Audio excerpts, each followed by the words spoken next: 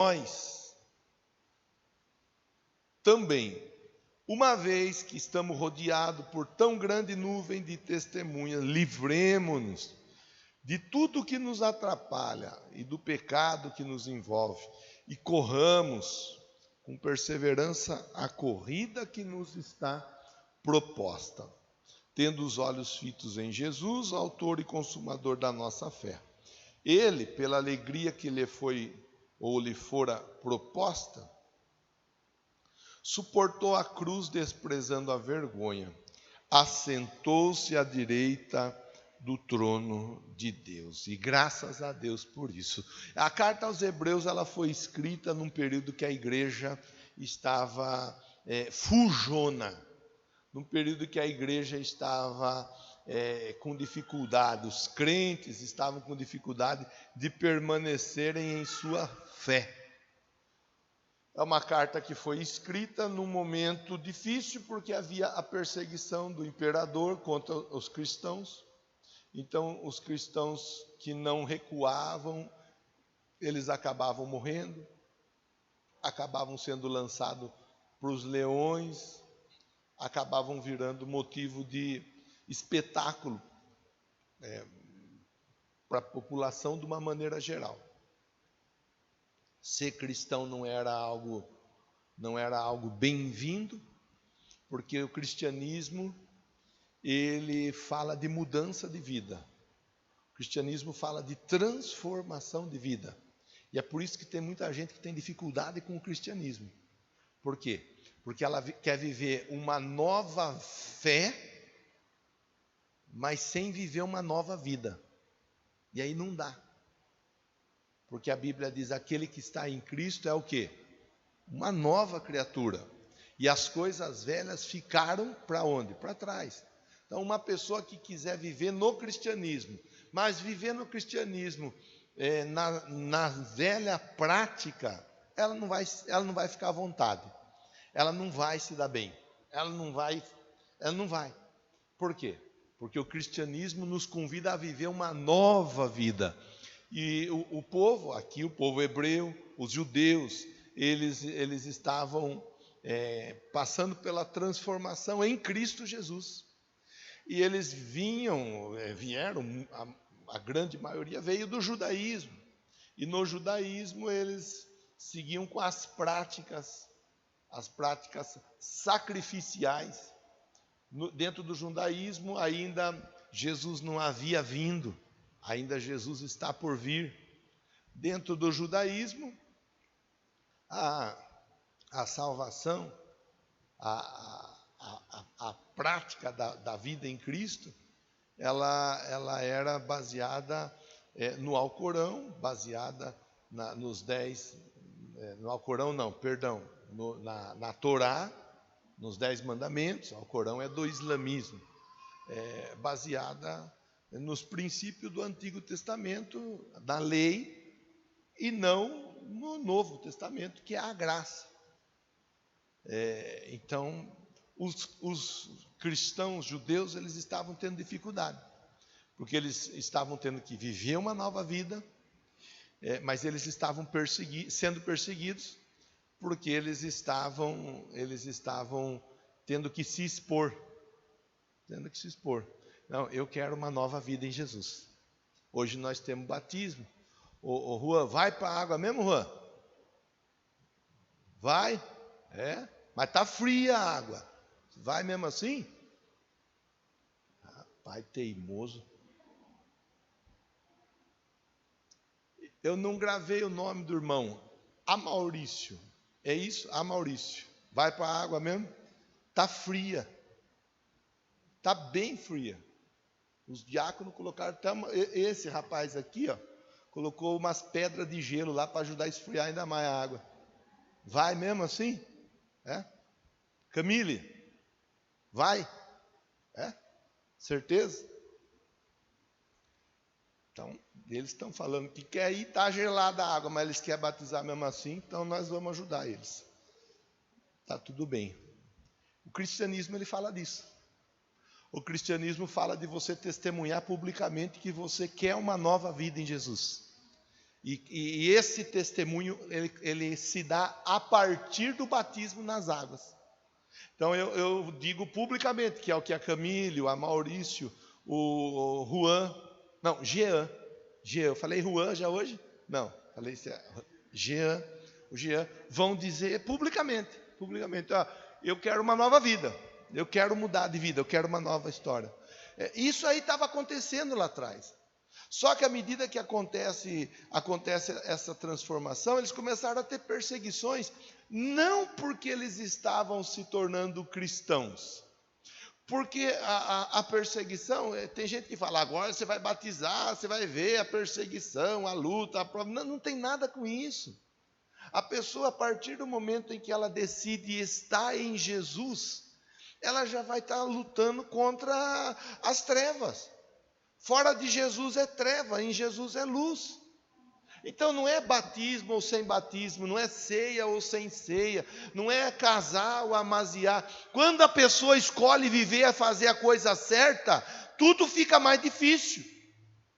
Experimenta arrumar um jeito. Não experimente, né, irmão?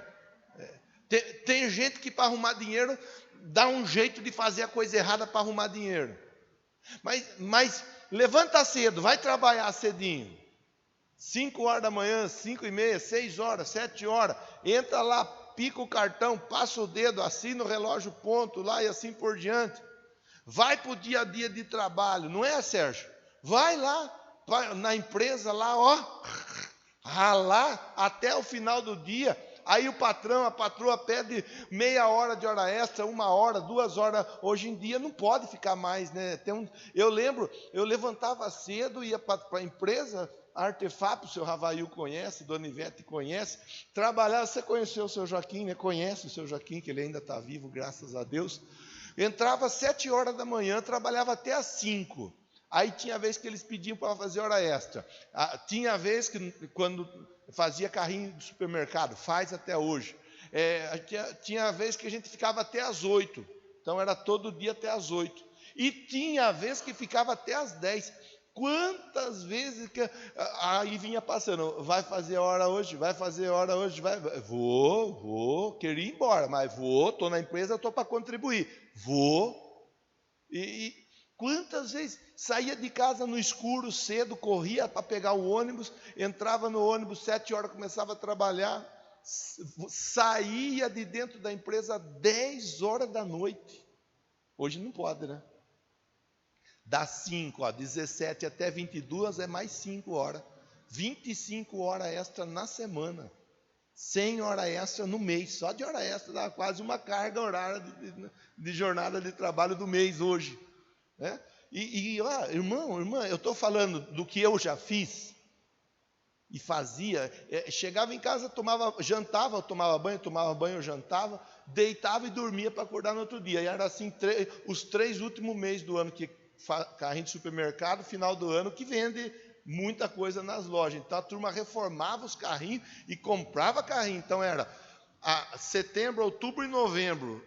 Esses 3 meses aí era assim, ó.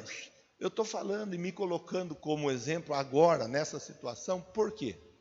Porque você também é trabalhador, irmão. Você também é trabalhadora, você levanta e vai para a luta, e vai para a guerra tal, e sai para ganhar o seu pão de cada dia. No cristianismo, a pessoa, ela simplesmente, ela vai ter que mostrar a cara. Ela vai ter que falar assim, ó, eu estou disposto a viver uma nova vida. Eu estou disposto a viver uma nova história. Eu estou disposto e vou fazer a coisa certa para vencer. Mas quando você resolve fazer a coisa certa para vencer, tudo fica mais difícil. Então, assim era o contexto da leitura que nós fizemos. Hebreus 11 vai falar de fé. Hebreus 11:1, a fé é a certeza, o firme fundamento daquilo que esperamos, baseado naquilo que nós não vemos. Hebreus 11:6, sem fé é impossível agradar a Deus. É necessário que aqueles que se aproximam acreditem que Ele existe, que Ele recompensa aqueles que o buscam. Depois é uma lista de gente de fé. Hebreus 11 vai falar de fé. Vai falar de fé. Aí você vai fazer a leitura de Hebreus 11, vai chegar a fazer a leitura e tem um versículo que diz assim, ó: homens que a terra não era digna de tê-los, homens que eram diferentes, que eles eram totalmente diferentes da maioria, ou seja, pessoa que decidiu viver de uma maneira diferente do sistema. Aí acaba o capítulo 11, começa o capítulo 12, e aí você vai olhar para a construção do capítulo 12, no verso 1, diz assim, ó: portanto, esse portanto está dizendo assim, quer dizer, antes tem uma história. Existe uma história que já foi escrita e construída antes de nós estarmos juntos aqui. Existe uma história de sofrimento, de dor. Aqui o capítulo 11 fala dos heróis da fé e assim por diante. Mas aqueles heróis que estão listados na Bíblia, mas quem são os heróis da fé que oraram e jejuaram por mim e por você? Você teve talvez a sua mãe, o seu pai, que orou e jejuou para você conhecer Jesus. Teve seu irmão, teve sua irmã, que orou e jejuou para você. Seu tio, sua tia, seu avô, sua avó. Hoje a Camille vai para as águas do batismo. Quanto que a pastora Kátia orou pela Cristina, orou pela Camille, orou pelo Vitor, ora pela família até hoje, e continua orando. Quer dizer, existe uma história, um histórico, José, a Vera, a família deles, que uma boa parte está aí. Quanto que a Andréia, o Fernando, oraram e jejuaram por vocês. Existe um histórico de fé por trás da nossa vida. A Gleiciane está aí, o Tom, a Márcia, o Celso. Existe um histórico. Então, para cada um de nós aqui, existe um histórico. Alguém pagou o preço por nós. Alguém pagou o preço por nós. Portanto, já que alguém pagou o preço por nós, já que alguém lutou por nós, já que alguém chorou por nós, já que alguém jejuou por nós, já que alguém foi para o monte por nós, já que alguém fez corrente, fez campanha por nós, aí começa a leitura de hoje. Aí o escritor ele diz assim, porque ele estava falando disso tudo que eu converso com você agora aqui, para nós, trazendo para o nosso dia. Mas a conversa é para aqueles lá de trás. Essa carta foi escrita para os cristãos daquela época, há 2000 anos, um pouco menos atrás. Portanto, também nós, uma vez que estamos rodeados por tão grande nuvem de testemunhas, existem as testemunhas da Bíblia que já estão registradas, existem as testemunhas que jejuaram e oraram por nós, contribuíram com a nossa vida, existem aqueles que estão à nossa volta no dia a dia e estão olhando para nós e vendo como que nós temos nos comportado. Então, estamos rodeados de uma tão grande nuvem de testemunhas aí. O escritor, ele chama atenção dizendo assim, ó: livremo-nos de tudo que nos atrapalha. Temos que nos livrar daquilo que nos atrapalha, irmão. Manutenção de fé. Eu tenho que me livrar, tem coisa que me atrapalha. Existem amizades que atrapalham a minha vida de fé.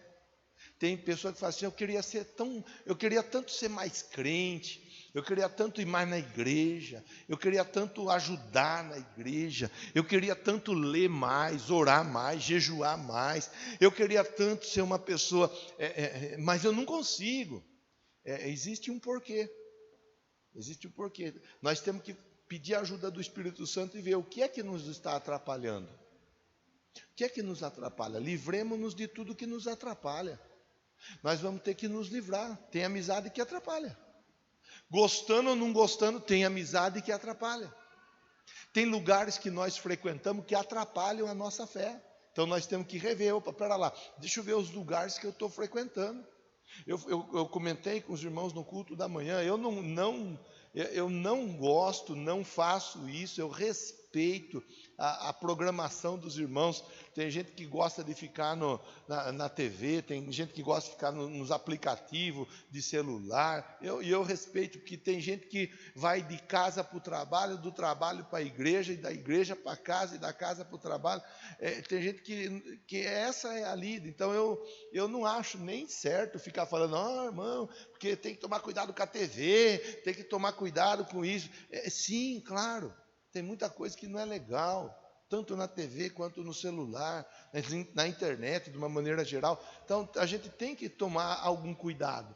Agora, existem casos, existem pessoas que infelizmente estão arrebentando com a própria vida, por causa de celular. Por exemplo, a pessoa fica em rede social o tempo inteiro, a pessoa ignora a família, ignora o trabalho, ignora a vida que está à volta por causa dos aplicativos e assim por diante. Tem que tomar cuidado. Tem aqueles que ficam nos jogos dos mais variados, é futebol, é basquete, é vôlei, aí tem os jogos eletrônicos. Tem gente que está arrebentando com a vida, amanhece jogando videogame, deixa a esposa lá no canto da cama e fica no videogame.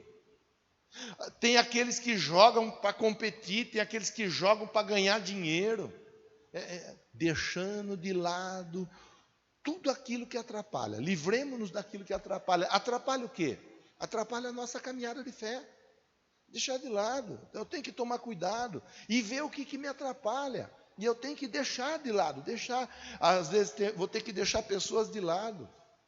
Olha, você é joia tal, mas não dá. Para nós estar juntos, a minha vida de fé não tá legal. Eu vou ter que, você aí, eu aqui. Lugares, pessoas, costumes, hábitos que às vezes faz mal para a pessoa. Pastor, eu quero ter uma vida de fé, joia. Então, primeiro ponto para a gente pensar, eu vou ter que me livrar daquilo que está me atrapalhando. O que está me atrapalhando? Porque tem coisa que atrapalha. E quem é que vai falar o que atrapalha, o que deixa de atrapalhar? Nós mesmos, com a ajuda de Deus. E Deus vai nos mostrar, isso aí não está te ajudando, isso aí está te atrapalhando. Você quer avançar, mas desse jeito não dá. Então eu tenho que parar e pensar, opa, pera lá, deixa eu ver. Eu quero viver uma vida jóia, mas eu pego dinheiro, eu vou para o bar, eu pego dinheiro, eu vou para a biqueira, eu pego dinheiro, eu vou para os jogos, eu pego dinheiro e eu vou para a gandaia. Mas que jeito que vai desenvolver a vida desse jeito? Não vai desenvolver. Não vai. A pessoa, você já deve ter ouvido falar assim, fulano é uma boa pessoa, mas o que atrapalha é as amizades. Irmão, isso aí acontece no dia a dia. Então a gente tem que pegar você veio para o templo, eu entendo que você veio para ouvir Deus falar com você. E Deus está falando com todos nós. Ele diz assim, livremo-nos. Não é livrem-se, eu estou junto, eu tenho que tomar cuidado, eu tenho que olhar o que eu faço, o que eu vejo, onde eu vou, com quem eu ando e assim por diante. Livremo-nos daquilo que nos atrapalha e também do pecado que nos envolve, porque tem gente que cultiva o pecado, tem gente que gosta de viver fazendo a coisa errada. Tem gente que fala assim, eu sei que está errado, nossa, mas é tão bom, né? É tão bom porque não experimentou o inferno. A hora que experimentar o inferno, vai ver como que é ruim o negócio. E o que leva para o inferno? Qual que é a credencial para ir para o inferno? O pecado. Quem ir para o inferno vive fazendo a coisa errada. Então tem gente que vive fazendo a coisa errada e fala, eu sei que eu estou errado, deixe eu fazendo as minhas coisas e cuide da sua vida. Não. Não tem nada de deixe e cuide. Nós temos que ajudar um ao outro. Nós temos que falar um com o outro. E às vezes a pessoa não vai gostar da gente falar, mas nós temos que falar. Porque se alguém for para o inferno e nós tivermos a oportunidade de falar e não falarmos, nós vamos depois ser cobrados. Outro dia uma pessoa estava passando um aperto, aí eu fui conversar com a pessoa. Eu vou conversar com essa pessoa. Lá fui eu conversar. E aí, tá tudo bem? Tá bom, pastor. Então, não vou ficar com rodeio, não. Se quiser ficar batendo papo comigo, fala um frango com polenta e me chama. Daí nós ficamos conversando. Não vim aqui para bater papo. Vim aqui para falar para você que você está no caminho errado. E eu amo você. Eu tenho carinho por você, eu tenho consideração por você. E o que você está fazendo está errado. Está fazendo mal para você. Vai te levar para o buraco, vai acabar com você, com a sua vida, com a sua família. Não dá, cara, muda de vida. Para com isso. Os lugares, as pessoas que você está frequentando e convivendo estão te fazendo mal, você não está enxergando, não. Orei com a pessoa, abracei a pessoa, chorei com a pessoa e falei para a pessoa: você está errada. Muda de vida para o seu bem. Às vezes a gente quer passar o pano por cima, assim, não, se eu falar, fulano vai ficar chateado, fulano não vai gostar, fulano perde a amizade comigo, fulano não vem mais na minha casa, fulano não me chama mais para comer um churrasco, se eu falar... Irmão, não. Livremos-nos do pecado. Tem gente que está aí envolvida no pecado, e está envolvida, mas não tá atenta. Você já viu pessoa se afogando? Pessoa quando está se afogando, é assim, ela não começa se afogando, ela entra para brincar na água, seja na lagoa, seja no rio, seja na praia, ela entra, de repente ela entra mais um pouco, está tudo bem, está tudo legal, ai que legal, ai, chegando, está tudo legal. De repente, a hora que ela vê, ela começa, ela estava tudo legal. A hora que vê, ela começa assim, ó. Tem vez que dá tempo dela pedir ajuda. Na maioria das vezes não dá tempo de pedir ajuda. É a Bíblia ensinando para nós a vivermos a nossa vida. Nós vamos seguir a nossa viagem. Tem uma semana inteira para nós passar pensando nisso. Pastor, o senhor estava falando umas coisas e eu preciso dar uma ajeitada mesmo. O senhor estava pregando lá, tem umas coisas que eu tenho que corrigir. Tem uns pecados que estão atrapalhando de eu desenvolver minha vida de fé. E aí o escritor aos Hebreus continua: corramos com perseverança a corrida proposta. Por que corramos com perseverança? Porque não dá para nós ficar perdendo tempo. Se é para correr, então quer dizer que o tempo tem que ser encurtado. Eu posso ir no supermercado, daqui ali no supermercado, 10 minutos para ir, 10 minutos para voltar, vou assim, andando, chutando pedra, como quem não quer nada com nada. E vou e volto, quase meio-dia só para ir no supermercado e voltar. Como eu posso ir correndo e voltar correndo. Vai depender da urgência. A urgência ela vai determinar o jeito que eu vou para o supermercado. Corra lá porque está faltando um creme de leite. Pelo amor de Deus, lá vou eu correndo. Corre lá porque acabou o açúcar. Vai eu correr porque acabou. Você está entendendo sim ou não? Existe coisa na nossa vida que exige que nós façamos rápido, depressa. Que nós aceleremos. É deixar de lado o embaraço, deixar de lado o que nos atrapalha. É para ontem, não é para amanhã, é para ontem. É deixar o pecado para trás, vencer, lutar contra. É para ontem, não é para amanhã.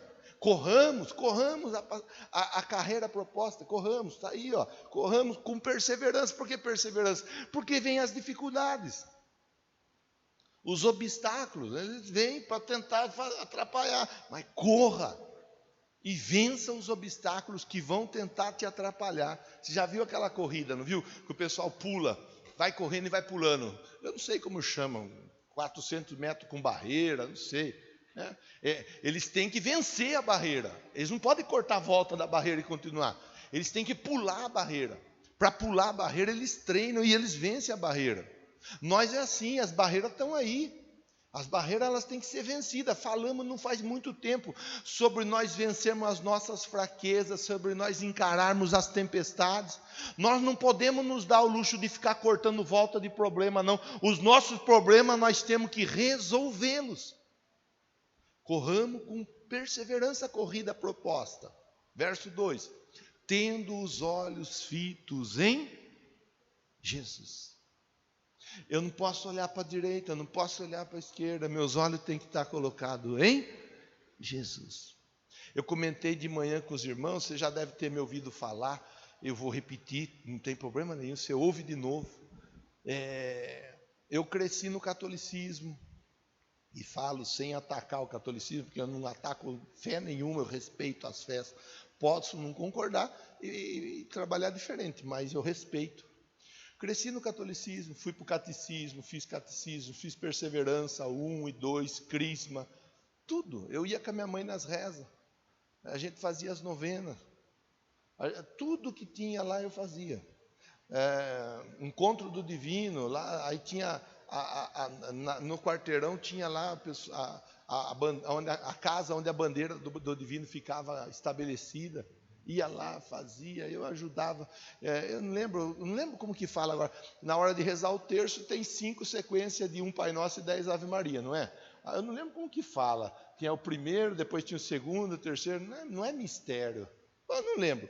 Eu sei falar, eu vou rezar o primeiro. Não, eu rezo o terceiro hoje. Não, eu rezo o quinto hoje. Eu sempre me colocava ali, ó. Até que um dia o Espírito Santo falou comigo. O Espírito Santo falou, é o seguinte: você é uma pessoa religiosa, mas religião não salva, quem salva é Jesus. E aí foi uma briga. A gente fica do lado de quem? Do mais forte ou do mais fraco? Mais forte. Se você sabe que você vai perder, você vai ficar do lado mais fraco? Você vai ficar do lado mais forte. Não estou falando o que está certo, o que está errado. Estou falando o que é mais forte, o que é mais fraco. Pronto. Opa, pera lá. O Espírito Santo falando ao meu coração sobre uma nova vida em Jesus. Eu fui para a igreja na quarta, fui para a igreja na sexta. Aí no domingo de manhã era dia de eu ir para a missa com a minha mãe, 7 horas da manhã no Lar dos Velhinhos, 7 horas não, 6h30 no Lar dos Velhinhos. Falei, mãe, eu não vou na missa não. Não, mãe, não vou mais. Eu vou na igreja Cacri, lá no São Dimas.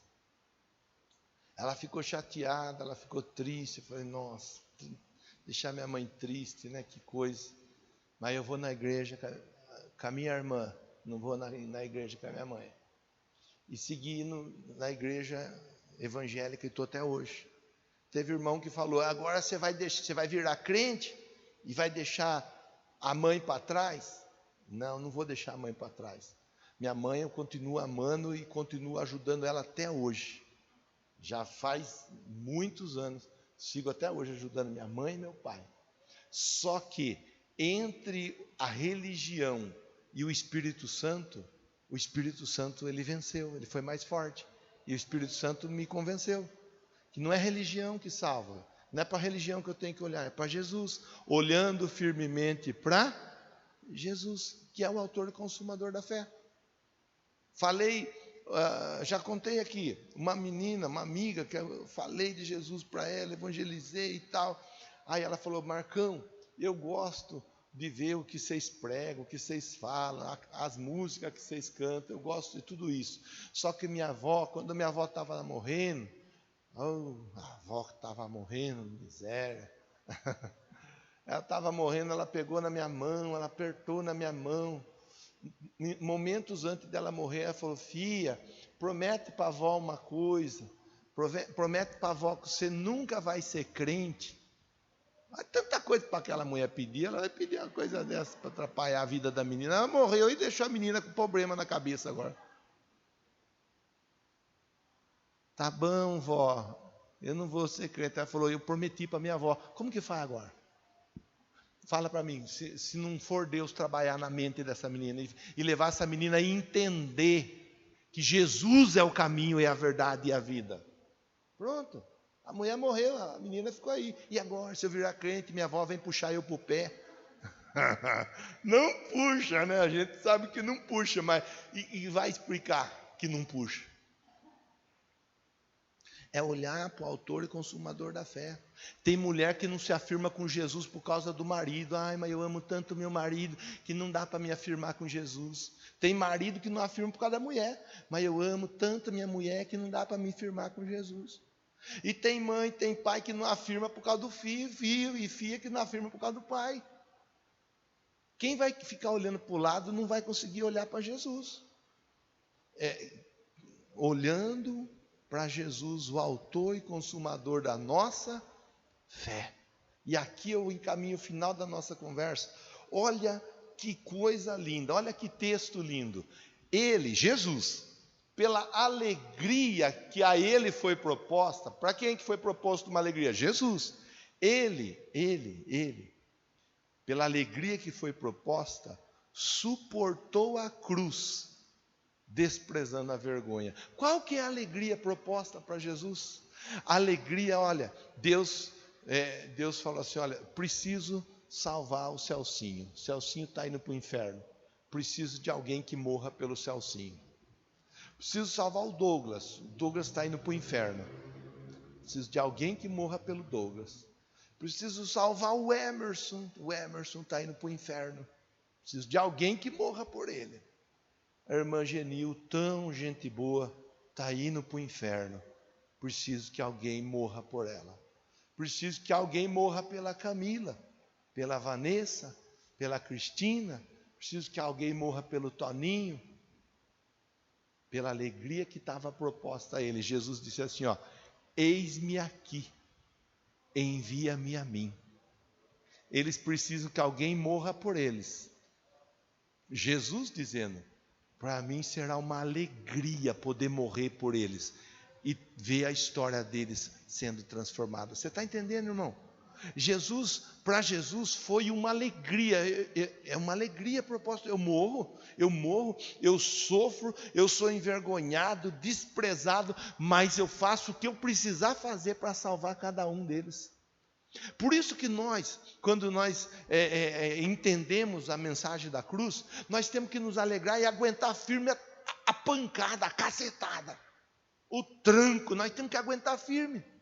Porque Jesus, na hora de morrer por nós, ele morreu, e ele não morreu reclamando, miséria, essa turma peca, essa turma faz coisa tudo errado, essa turma só faz arte, agora eu que vou ter que morrer por eles, porque se eu não morrer, eles vão para o inferno. Não, Jesus ele morreu, e ele morreu com alegria, ó, a alegria que para ele foi proposta, ele suportou, desprezando a vergonha, ele suportou a cruz e assentou-se à direita do trono de Deus.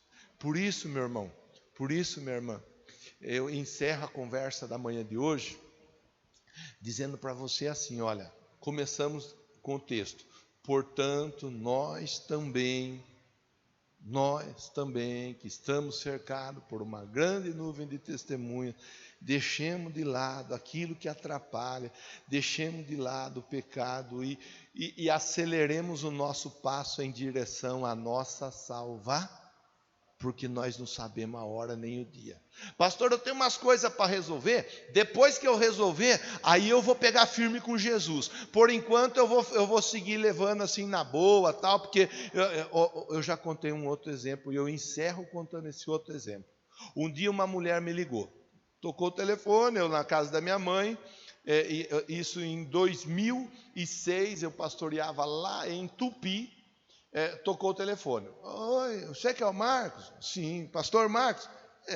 Sou eu. Então, pastor, quem me passou o seu telefone foi uma pessoa que vai na igreja junto com o senhor. E eu estou com meu marido que não está bem não, meu marido está mal e ele está no hospital, na Unimed, que era ainda lá na Carlos Botelho.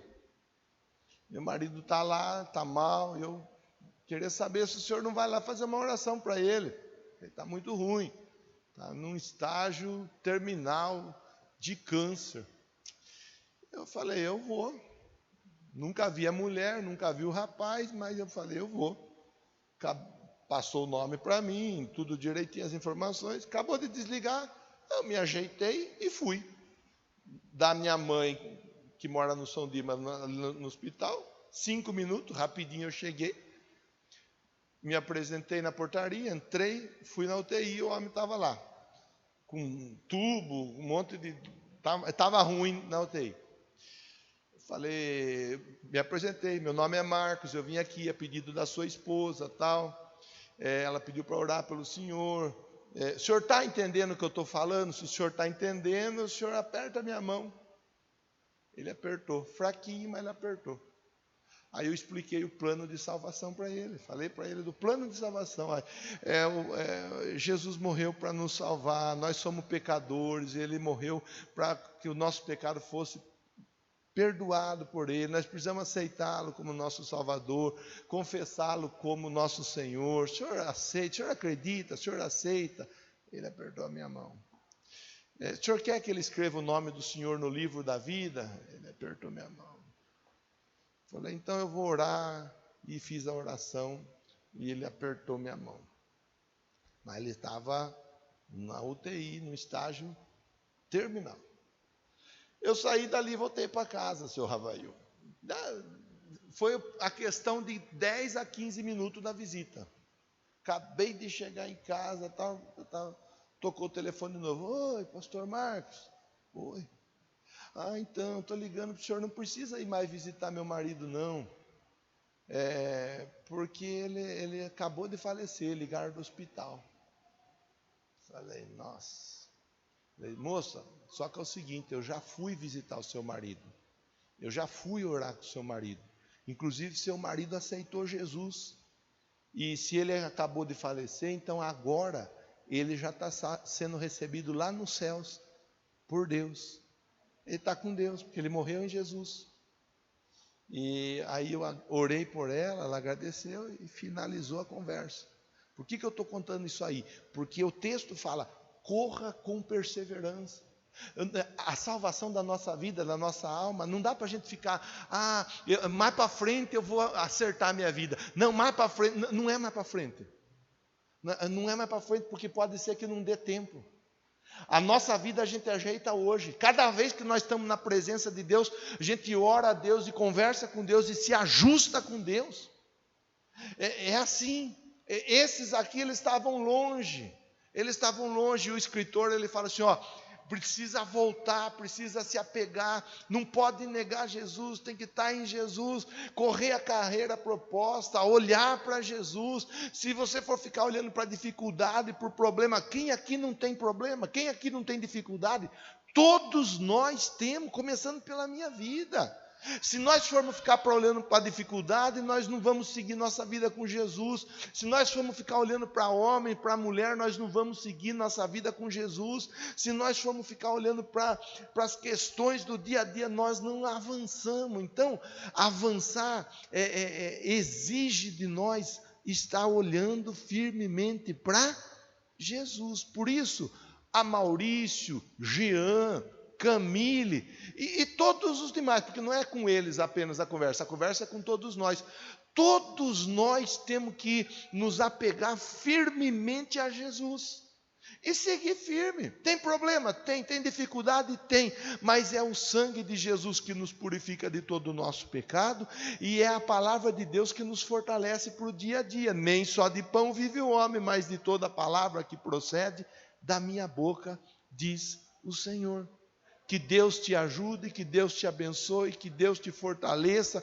Quando você for convidado a recuar, a retroceder e até a negar a sua fé, a sua palavra vai estar pronta no coração e na língua.